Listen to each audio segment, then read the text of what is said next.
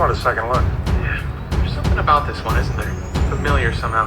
We think we're stuck in a specific fragment in time, and we've been repeating that same fragment over and over again. But the flirting's over, Sherlock. Daddy's had enough now.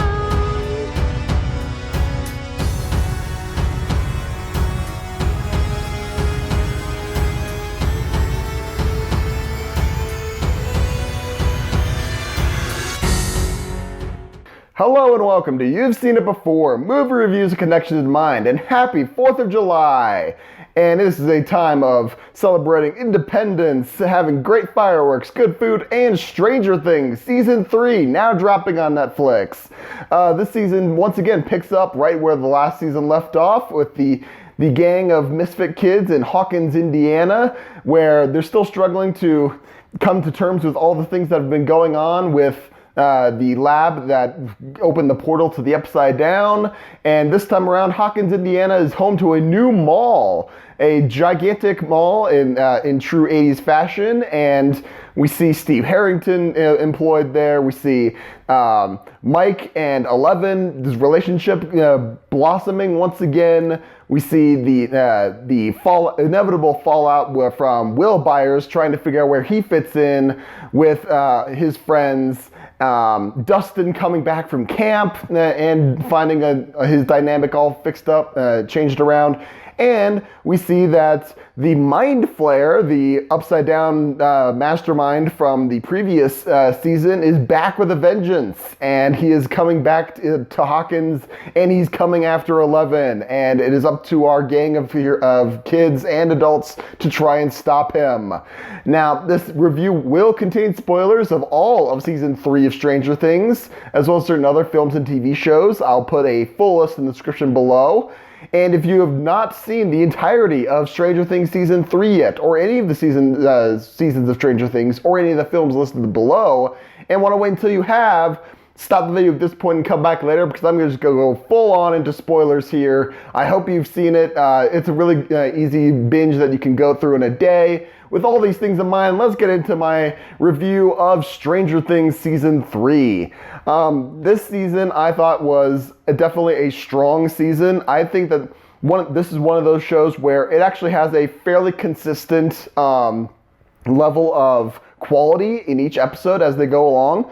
I mean, the only real episode that anyone's really complained about, and I noted it too, that it was just this total jarring from the storyline, was the episode in Season 2 where Eleven goes to, I believe it was Chicago, and finds all the other kids that the lab experimented on and gave powers to, and then she decides that she doesn't want to be with them and comes on back, and then the series just kind of goes on from there without really addressing anything else. And true to form, this season doesn't address them at all. So really, over the 24 episodes of Stranger Things that have been around thus far, that's the only one that's really had anything weird going on with it. Everything, or quality-wise, everything else has been really good quality. And that's just a testament to the Duffer Brothers helming and the writing staff and the actors as well. As far as I can tell, everyone in this season is kicking butt in their roles in this season.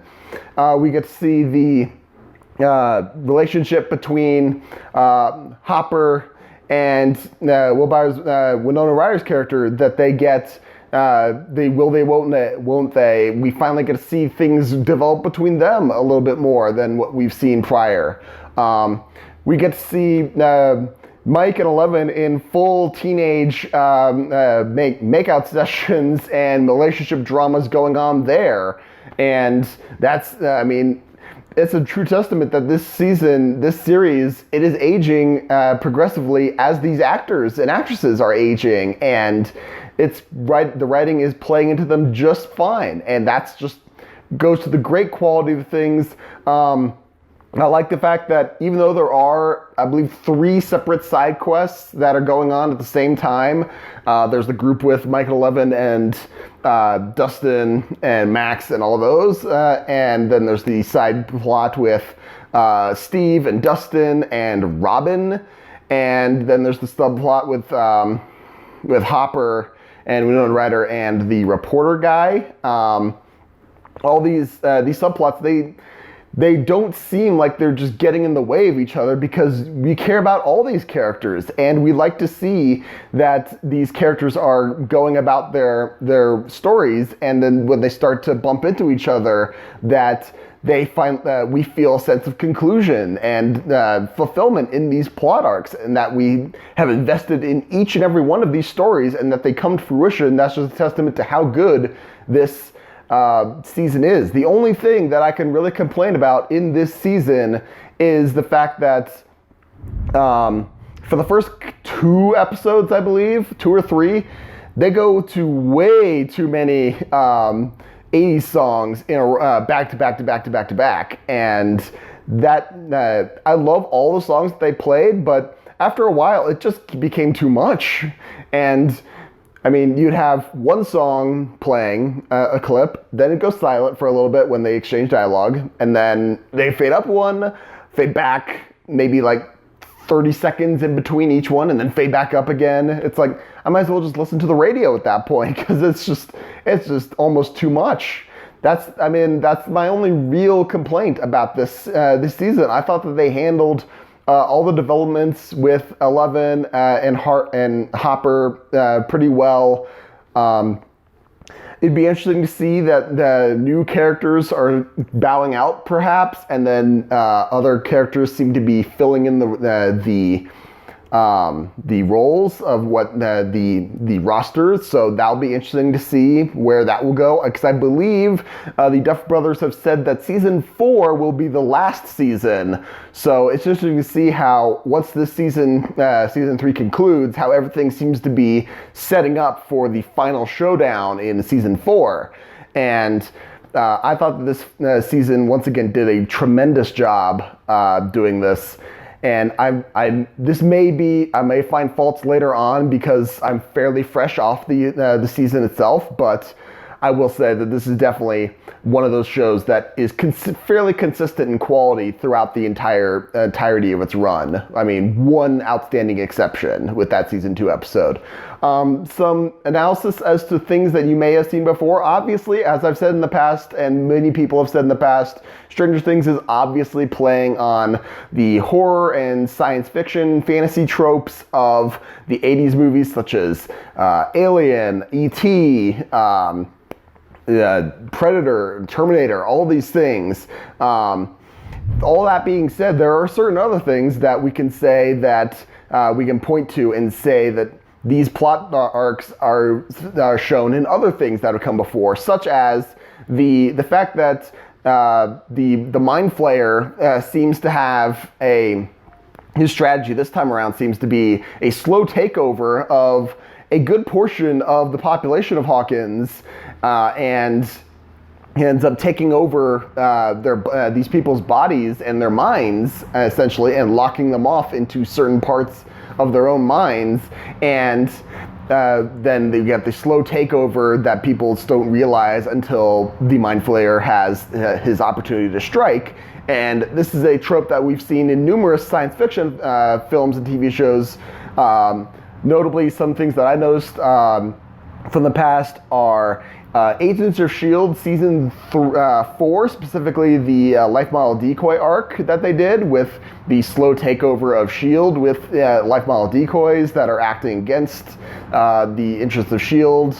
Also, there are a couple episodes of Stargate SG-1 where there's a takeover of Stargate Command by red crab-like aliens that are trying to take over. And there's also an episode in season 6, I believe, with Jonas where the SG-1 goes to a town, I believe in upstate Washington, where they discover that the townsfolk have been taken over by cloned larval Goa'uld who can only take over their host bodies at night, similar to how the Mind Flayer can only takes over in certain instances and leaves the host personality intact for only certain durations, and then takes over at other durations.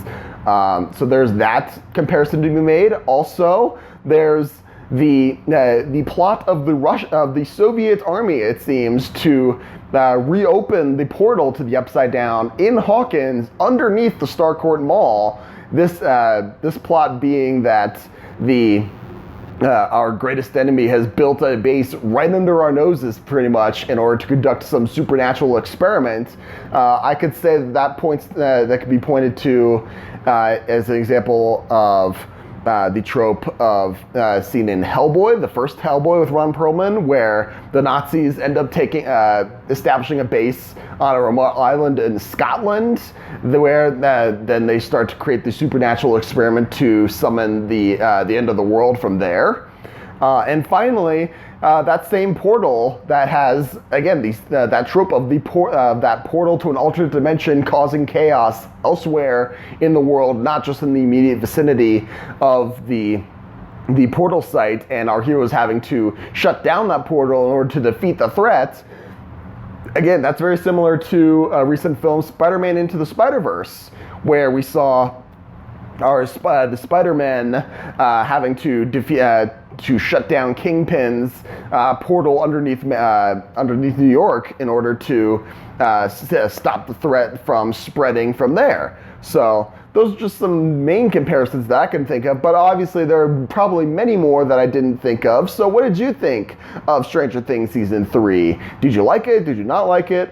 Again, what about my analysis? Do you agree? Do you disagree? And what did I miss? I probably missed something. Let me know in the comments down below. Thank you so much for watching. I appreciate whatever audience I can get.